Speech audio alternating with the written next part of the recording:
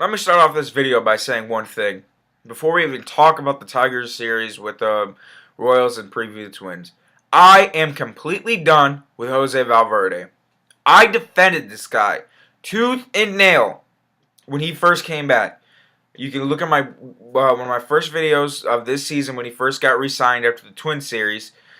When Phil Copley had saved, I completely defended him. I love the fact that they got him dirt cheap. You know, he really wasn't as bad as everyone thought he was last year. He had a lot of previous success as the Tigers closer, and there was a clause where they could drop him.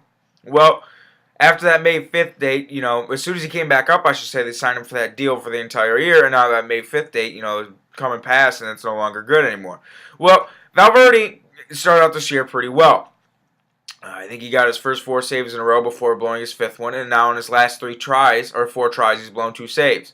I am completely done with him, and here's why. My fear of him only throwing one pitch is coming to haunt me. I knew, and I even said in that video, with him just throwing one pitch, that hitters eventually were going to start sitting on that one pitch and getting outs. He's extremely lucky this year that his ERA is even where it's at, and he even has 9 saves. How can you say this? Look at his BABIP. Batting average on balls in play. When people are putting balls in play on Jose Valverde this year, they only average 196. That is extremely low and unattained and unsustainable. Meaning, you know, that he's given up a lot of, when the ball's put in play, it's either going to hit it right at people or he's getting a lot of luck. And only throwing one pitch with that low of a BABIP, that's not something you want to see all year. Because eventually, the luck's going to run out, like it has. He comes out against the Orioles and gives up 4 runs in the 9th. He gets absolutely rocked. He comes out against the Indians. He gets the save, but he gives up 2 home runs. And his splitter, I don't even know why he's even throwing that anymore. I know everyone was calling for him to throw it, mix it up. Give it on against the Indians, both pitches he gets to Giambi, and I forget the second guy. I don't know why I can't remember him. Rayburn throws a splitter to both of them, and both find the seats. So let's go to Kansas City, Game 3. Tigers got a 1-run lead and or 2-run lead. Comes out, gets after Smiley lets the leadoff man on after pitching a scoreless 8th. Comes out, lets the leadoff man on, and then Leland brings out Valverde. Valverde comes out, gets the first 2 outs, and an 0-2 pitch. Lorenzo Cain throws another splitter, which has done nothing this year. His splitter has been absolutely garbage. It's like he forgot how to throw it, and it finds the seats. And, of course, the Tigers don't score late in games. It was game over, and the Tigers was a series. And on a day where Verlander goes 7 innings and only gives up 3 hits and doesn't allow a single run. I was pissed, and I'm done with him. I supported him for so long this season. I was taking so much heat on Twitter, on Facebook. I mean, defending people off by the flock. But I'm done with it. I'm off his bus. They need to get rid of him. He cannot close. Not just throwing one pitch. Guys are only whiffing at his fastball at 16% this year. So the one pitch he's throwing, they're not even really whiffing at. They're putting it in play. And when he is putting, the only reason why he's even got an ERA that he does is because his BABIP's so low. When balls getting put in play, he's getting lucky. They're getting hit at people. You know, he's got the breaks. His BABIP, just to show you an idea, his BABIP in 2011 was 256. The year he saved 51 straight games, including the playoffs. It was 256. So balls get hit and play. It was, 191, 256, it's quite a big average. So, he wasn't having as much luck, but look at the success he was having. Just showing you that it's an unsustainable rate of luckiness. And the guy, only 16% whipping out his fastball. And 2011, 23%. So that's a major drop. And guys aren't missing it. So when you have a lot of luck getting balls put in play and a lot of balls getting put in play because they're not missing the one pitch he's throwing, let's see. It's not adding up that's going to last long at all. So what would I do with this? I am moving Joaquin Benoit into the closer role, and I am putting Drew Smiley into the 8th. And people go, well, that means you lose your games earlier because then you got no relievers in the early goings. Let me tell you something. Our starters are averaging 7 innings or more the last 18 games. Even if they go 6 innings, that's fine. You only got to have 1 inning in between this 8th and 9th. That's the 7th that you got to worry about. You still got Darren Downs who isn't getting used. Ortega hasn't gotten used. Paconen hasn't gotten used. You still got Al Albuquerque in the minors, so hopefully he can find out. Throw Rendon back up here. He's got an 0.70 ERA. Use him in the 6th, 7th inning need be. Maybe putting Phil Coke in a lower spot in the thing in a game like a sixth inning would be better for him. But here's why I want Benoit Smiley in the eighth. People go, well, you're taking him out of the rules. Just because you take him out of a rule, you feel comfortable watching them doesn't mean it's not going to work. If you go by the numbers, this is the best possible way. People go, Smiley couldn't handle the eighth. Here's why you're wrong.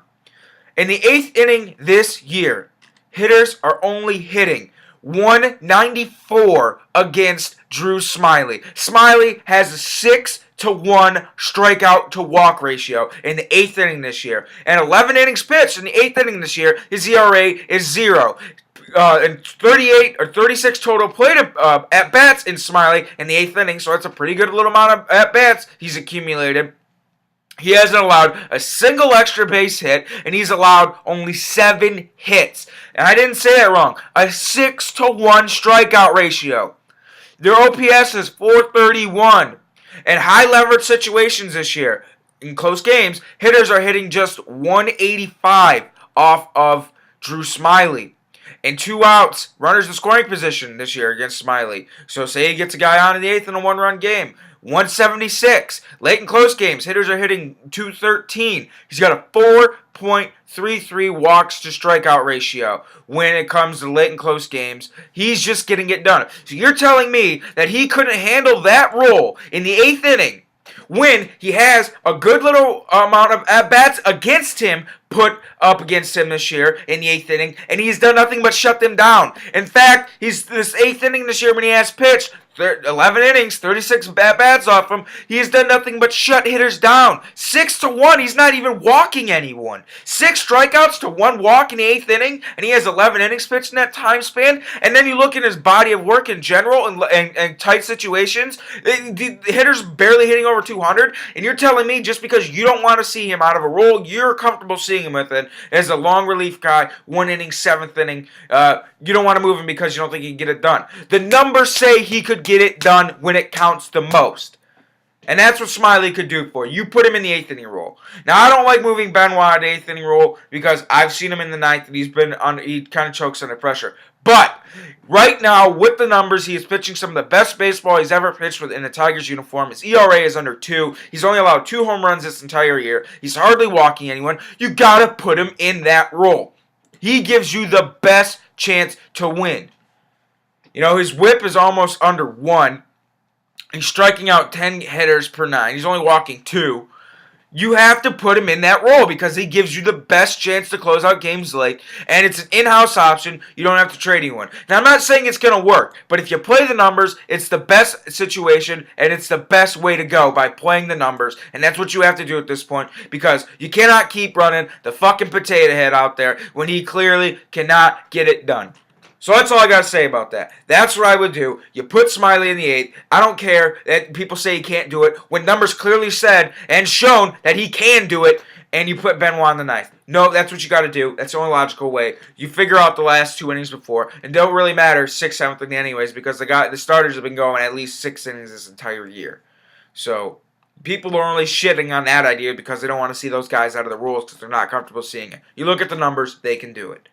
So KC series, I'm just going to quick recap because this video is going freaking crazy long. Dougie Fister was up against Jeremy Guthrie in Game 1, and Fister pitched a great game, another outstanding game from that guy. Guthrie was just as good. Guthrie went 6 1/3, 2 earned, no strikeouts but 3 walks.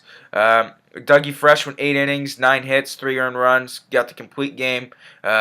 Nothing you can do about it is the offense on the road this year is just horrid. Max Scherzer comes out, pitches an absolute gem, gets to 9-0. And I actually wrote an article about Max Scherzer. It's the first one I've wrote in a very long time. I'll put it in the bottom. 7 innings, 2 earned runs, 2 walks, 6 strikeouts. Just an absolute tank. And Valverde actually got the save on this one. And then JV comes out, throws an absolute gem. One of his best starts of the year. 7 innings, 3 hits, 2 walks, 8 strikeouts, no earned runs. Drew Smiley comes out. He pitches a good 8th inning, but then gets in trouble in the 9th. And then Valverde blows the save because he's a piece of shit. And the Tigers lose this series. So, what should have been a series win turned into a series loss.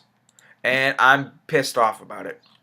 That's all I could say. I'm pissed off about it like you wouldn't even know.